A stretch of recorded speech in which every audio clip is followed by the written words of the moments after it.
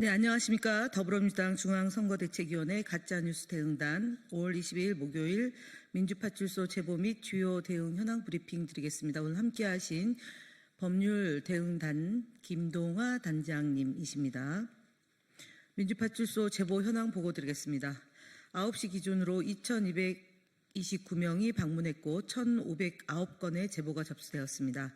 매체별로는 네이버가 32.88%로 가장 높은 수치를 기록했고 그 뒤로는 유튜브 12.92%, SNS 16.11%, 커뮤니티 10.80% 순서로 제보되었습니다.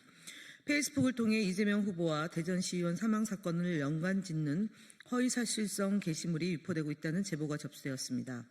한 게시자는 대전시의원의 사망 기사에 이 죽음도 이재명 때문이다라는 댓글을 달았으며 또 다른 게시자는 이재명이 죽였나라는 발언을 했습니다.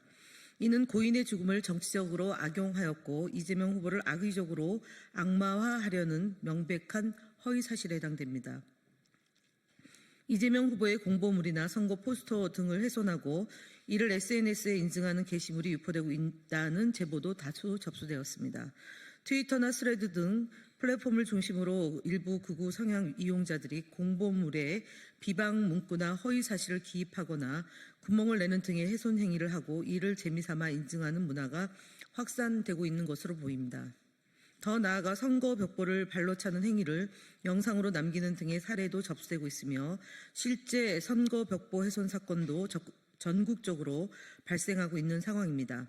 안산 상록구에서도 선거 벽보 훼손이 11건이 발생되었고 이런 일은 공보물 훼손 인증 행위가 선거 벽보 훼손으로까지 번질 가능성이 있어 안내드립니다. 공직선거법에 따르면 선거 현수막이나 벽보를 훼손하는 경우 징역 2년 이하에 처하거나 400만 원 이하의 벌금형에 처해질 수 있습니다. 가짜뉴스 대응단의 주요 대응 현황 말씀드리겠습니다. 5월 21일자 국민의힘 국민사이렌센터 성명서에 대한 입장을 밝힙니다. 국민사이렌센터가 가짜뉴스를 유포하는 온상지가 더는 되지 않았으면 합니다.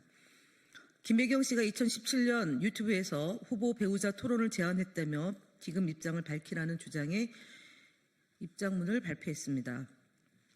원본 영상을 살펴보면 2017년 이재명 후보 배우자 김혜경 씨는 경선 대선 후보의 검증을 강화하자는 취지의 원론적인 제안을 하며 저처럼 같이 사는 영향력 있는 사람 후보 부인들도 다 이렇게 검증을 해서라는 발언을 했습니다. 이것이 어떻게 토론 제안일 수 있겠습니까? 8년 전에 대담 자리에 대화를 두고 토론을 제안했다는 주장은 명백히 거짓말입니다. 87년 직선제 개헌 이후에 대통령을 선출하는 과정에서 후보자의 배우자 토론회를 제안하는 것은 최초의 일입니다. 그만큼 후보자가 자신 없습니까?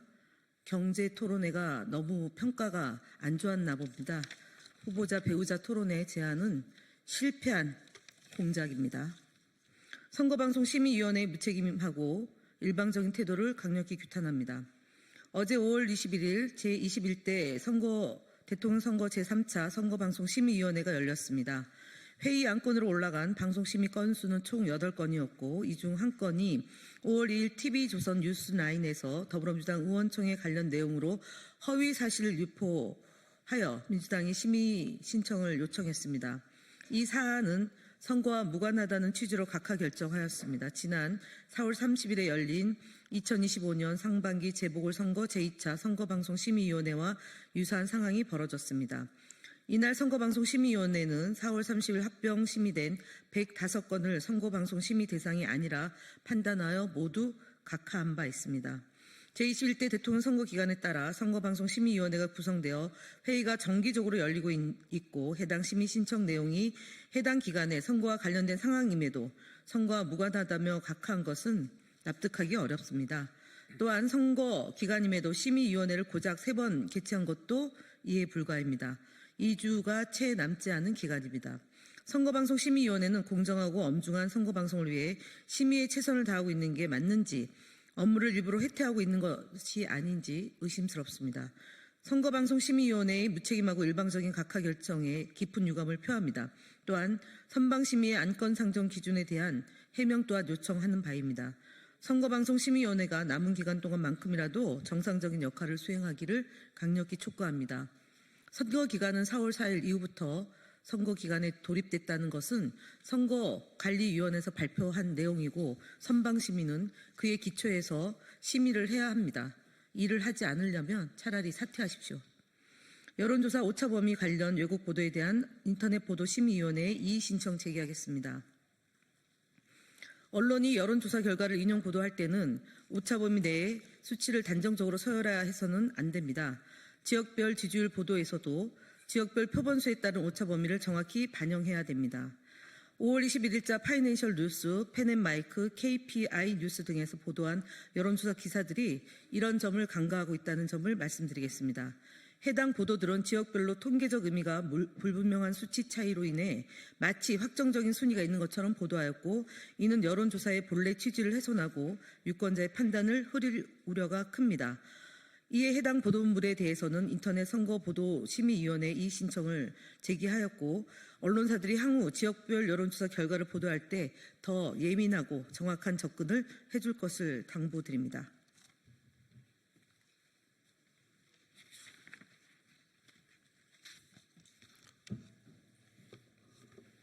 네, 다음 보고 드리겠습니다. 국민의힘 국회의원들의 SNS를 통한 허위사실 유포 행위를 강력히 대응할 계획임을 밝힙니다. 국민의힘 국회의원들의 개인 SNS를 통한 허위사실 유포 행위가 도를 넘고 있습니다. 박수영 의원은 공산주의 선언 등의 허위사실 유포 행위가 대표적입니다. 국민의힘 국회의원들은 개인적으로 허위사실을 만들어 유포할 뿐만 아니라 유세 현장에서 김문수 후보가 주장한 거짓말을 여과 없이 전달하며 온라인상의 허위사실이 범람하고 있습니다. 가짜뉴스 대응단은 책임있는 정치인인 국회의원들의 허위사실 유포 행위에 강력히 유감을 표하며 강력하게 대응해 나가겠습니다. 다음 어제 5월 21일 인터넷 선거보도심의위원회 이의 신청 결과를 보고드립니다. 더 퍼블릭의 5월 12일자 보도, 형소법 개정의 내란 특별재판소까지 이재명 민주당 최종 목표는 인민재판, 보도와 법 기술 안 먹히니 법 만들자, 민주당 사법부 장악, 이재명 방탄 빌드업 보도, 그리고 5월 8일자 기자수첩, 친중 친북에 점령당한 대한민국, 체제 전쟁 중 왜 너만 몰라. 보도는 공정보도 준수 촉구 결정이 내려졌습니다. 또한 아시아투데이의 5월 14일자 아투코프라 여론조사 이재명 47%, 김문수 39% 한자릿수 추격전 보도는 이의 신청 이후 언론사 측에서 자발적으로 기사를 삭제했다는 점을 밝힙니다. 다음 서정옥TV, 성창경TV 등 유튜브 대응 현황 보고드리겠습니다. 5월 20일 35개 채널에 업로드된 총 233건의 유튜브 영상을 모니터링한 결과 전환길 뉴스, 이대남의 우회전, 멸공TV, 김태우, 정광용TV, 서정옥TV, 성창경TV 등 복수의 채널에서 유튜브 커뮤니티 가이드를 위반한 영상을 확인하여 구글 측에 신고 조치를 취했습니다.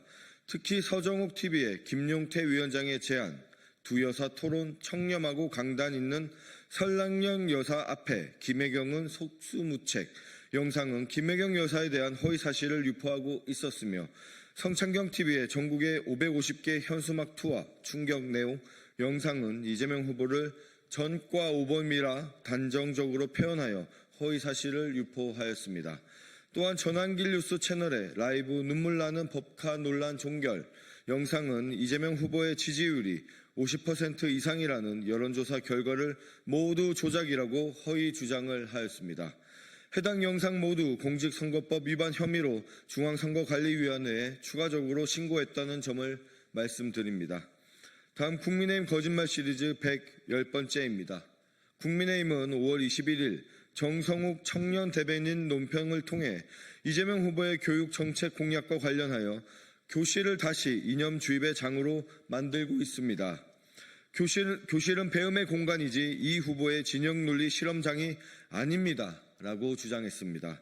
이재명 후보는 교육 공약 발표 메시지에서 근무 시간 외 직무와 무관한 정치 활동의 자유를 보장하겠다, 고 수업 시간이 아닌 개인의 생활에서 교사 또한 민주사회 구성원으로서의 정치적 권리를 누릴 수 있게 하겠다는 것을 밝혔습니다. 국민의힘 주장은 아무런 근거도 없는 말장난이라고 주장하며 마치 수업 중 정치 발언이 합법화되는 것처럼 오도하고 있습니다.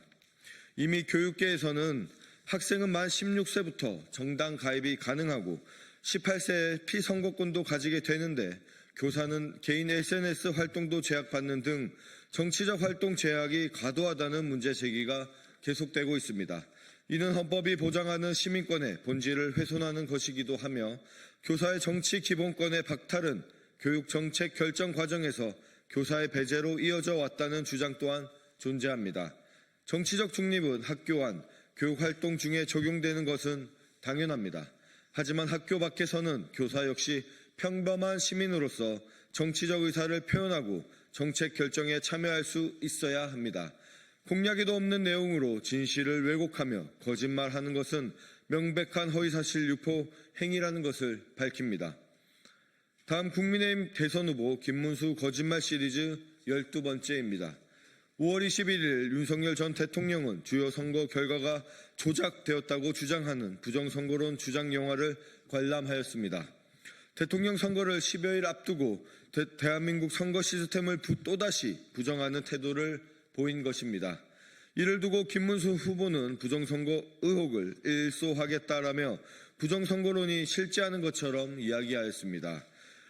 또 5월 22일 세계일보 보도에 따르면 김문수 후보는 5년 전인 2020년 5월 11일 국회에서 개최한 4.15 총선 의혹 진상규명과 국민주권회복대회에 참석해 부정선거 의혹을 제기하며 윤석열 당시 검찰총장이 선관위 서버를 압수수색해야 한다고 주장한 바 있습니다. 해당 보도는 김문수 후보 망상에 뿌리가 깊다는 것을 보여줍니다. 이미 헌법재판소에서 부정선거론을 일축한 바 있습니다. 반박할 가치조차 없는 허위사실을 두고 김문수 후보는 의혹을 일소하겠다고 주장한 것입니다. 김문수 후보가 언제까지 미몽에 갇혀 있을 것입니까? 이상입니다. 네, 제가 하나를 누락해서요. 여론조사 공정의 여론조사에 대해 깊은 유감을 표합니다. 오늘 3건의 여론조사 결과가 공표되었습니다. MBS와 미디어 토마토의 3자 대결 조사에서는 이재명 후보와 김문수 후보 간의 지지율 격차가 각각 14%, 14.3%로 유사한 결과를 보였습니다.